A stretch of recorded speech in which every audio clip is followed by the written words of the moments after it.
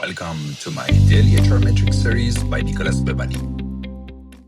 Are we setting up our top HR talents up to fade? Today we are looking at a brand new global research from Russell Reynolds Associates. Data is a massive wake-up call for the future of work. Global CHRO appointments just spiked 25% year over year. But the reason why is alarming. 52% of CHROs don't survive a CEO transition.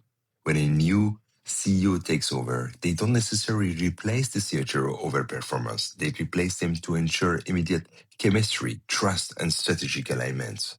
To stabilize this turnover, companies are aggressively promoting from within. Russell Reynolds found that 45% of all CHRO appointments are now first-time internal promotion. But a promotion is not a success plan.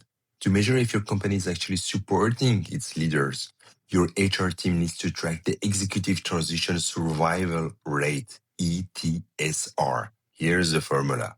Number of first-time internal executive retained after 18 months divided by total number of first-time internal executive promotions multiplied by 100. If your ETCR is below 80%, you have a derailment crisis. We love the idea of cultural continuity, but we often throw our best talent into the C-suite deep end without a lifeline.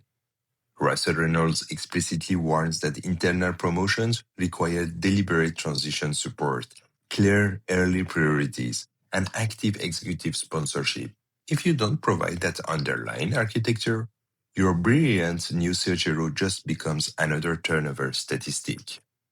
As passionate HR leaders, we have to look past the public relations announcement of a promotion and measure the long-term survival of our talent. Are you actively supporting your first-time executive or just waiting for them to sink? Let me know in the comments below and hit subscribe for tomorrow's metric. For your daily dose of learning new people analytics, make sure to like and follow my YouTube and LinkedIn page at Nicolas Behbahani.